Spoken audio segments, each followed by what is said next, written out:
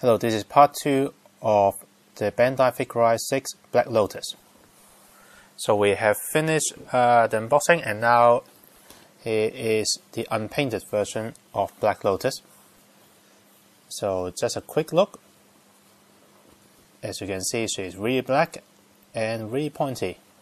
As mentioned before in the unboxing, a lot of parts are sharp and pointy, and you can definitely see here the hands are in a sharp tip, and so are the legs.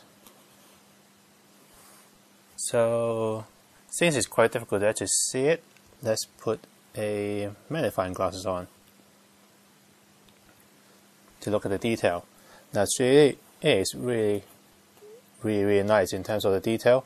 By the way, I'll take her off the stand, and you can definitely see that she would need a stand in order to stand up. But yeah, let's have a look at the detail. So really detailed body, a lot of intricate little detail everywhere, and it's even more impressive on the back with all the vents on the back and all of the pleat on the skirt armor. Let's continue on to the side and end with 2 jewels on the front. The chest has 2 jewels. One is actually clear plastic, the other one is actually just molded, which is why there are stickers for that. The hands are a little bit strange, but pretty nice nonetheless. It's a bit difficult to actually see, but there are 2 hooks pointing upward, and on the front there are 2 hooks pointing forward as well. So there are a lot of sharp points, even on the main body, beside the vents on the back, which actually does end at a sharp point at the tip, because because it's actually a 2-part body. So the head is thin and very angular, really pointed ears at the end. It's really difficult to see, but behind the visor is actually eyes and several slits to represent the mouth and breathing apparatus. But yeah, they're all molded in black, so they also supply you with stickers so that the eyes will actually be brighter, and so are the slits. But for most people, they will probably prefer to paint it, just to add a bit more artistic license to them. So talk about clear plastic use. There are quite a lot of clear plastic on the body and definitely on the sprues, but most of them are for decorative purposes only, such as the visor and the head, the jewel in the center, the jewel on the front skirt. Those are all just decorative purposes. There are a lot of clear part on the inside, but anything from this point on are decorative purposes only, and they don't serve any mechanical structure at all. The only parts that people need to be worried is the knee, because the knee is composed of 4 clear parts: a peg with a hole for the one upward and one for downward, 2 pieces to clamp it together. So all of those are clear pieces. To actually add some friction to the joints, there are polycaps that are hidden between the 2 holes in order for the knee to actually have some friction joints, so they actually hold in place. But yeah, these are the parts that people need to be worried about and need to keep an eye on and be careful with. So let's talk about articulation. The head is on a ball joint, so it's turned 360 as long as it doesn't hit the spires on the shoulder. The neck is also ball jointed to the body, so the whole thing together can actually swivel down quite a lot and up quite a bit. Not bad. And yeah, side, quite a lot of movement there. The body to the side armor part before the shoulder is actually a peg into a polycap, which has slight amount of movement up and down, but it's also got a little side slot to actually lock it in place. Right now it's actually locked in. If you want to move it, you have to pull it out slightly. Once you pull it out slightly like this, it can go up and down by a small amount.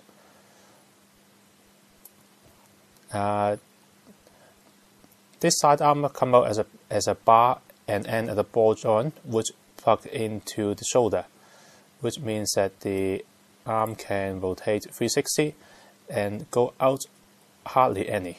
Unfortunately, Black Lotus can't really spread her arm out sideways that much. So even with this joint, so that is about the maximum that Black Lotus can actually spread her arm. A bit disappointing. The shoulder armor is actually swivel around that poly cap that goes around the ball joint, so it actually does go front and back by itself, which means that the arm can move slightly independent to that. The upper arm is actually swivel joint to the shoulder part, so it can actually turn 360 if you want to. The elbow is one poly cap to that part, and it's swivel to about 90 degrees, and it ends as a peg, so the bottom half of the arm can also swivel as well. So, and there's no hand, so there's no wrist. So you can sort of try to get the arm pulls out a bit more by using all of those joints in combination, but that's about it. The main amount of articulation for spreading the arm would be at the elbow. Yeah. So there is a ball joint at the torso, but they actually pack really close together, and this part of the armor points up and down, and it's actually basically locked in between the two chest parts. So you can if you pull it out a little bit, the upper torso can go down a little bit, up a little bit, and left and right a very little. Yeah, with some thought you can actually utilize it for probably leaning down or stretching backward, upward a little bit, but it's not very useful. On the other hand, the swivel, there is a ball joint between the waist and the lower body, so that can pop off. But yeah, it can actually rotate 360 and a little bit of wiggle. Side skirt armor are actually on a poly cap, which actually does go up and down by a small amount, which is hardly worth mentioning.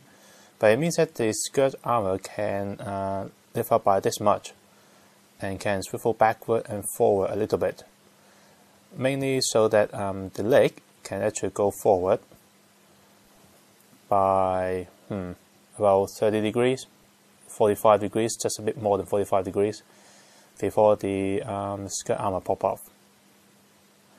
There is a swivel just underneath that joint, so the leg can actually wiggle a bit, not a lot.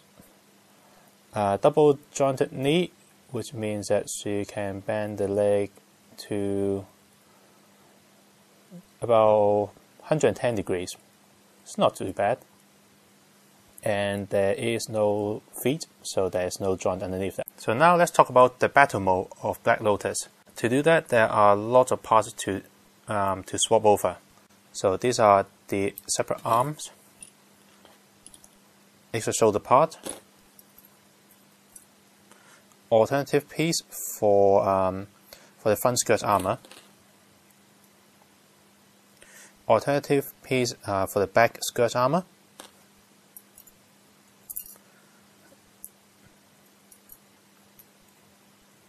two extra piece for the knee, and two extra piece for the antenna on the head.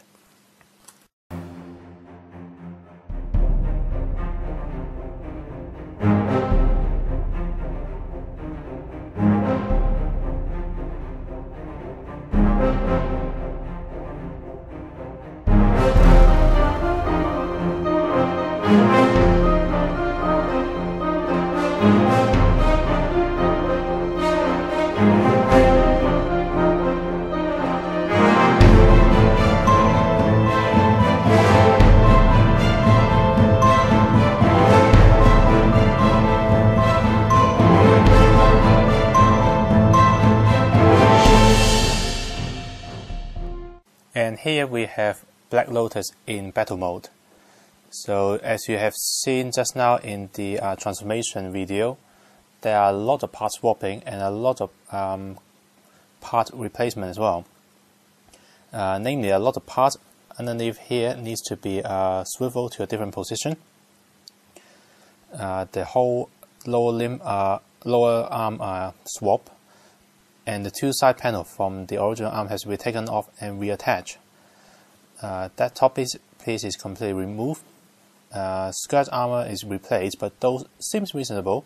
The antenna need to be replaced, that also is reasonable. But out of the whole kit, the only thing that's actually transformed is this bit. Don't know if you can see it. But yeah, it's just this piece.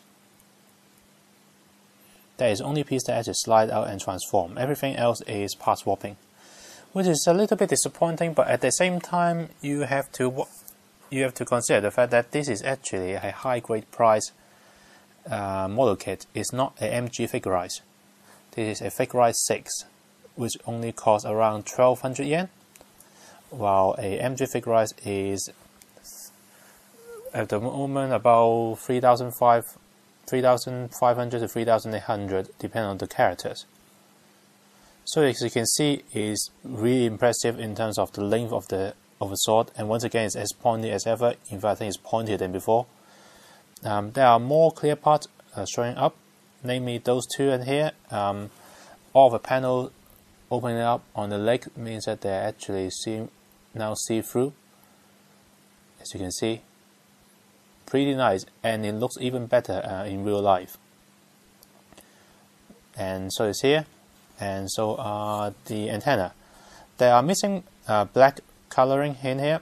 There should be a lot of black bitten pieces that, yeah, it will make it look like that those black pieces are flowing in mid-air. And that piece on the back should be about 50% black as well. And we have stickers for them. In addition to Black Lotus, there are also several accessories, such as the dashing forward effect part. So you can put it on the ground to make Black Lotus play as if she is dashing forward.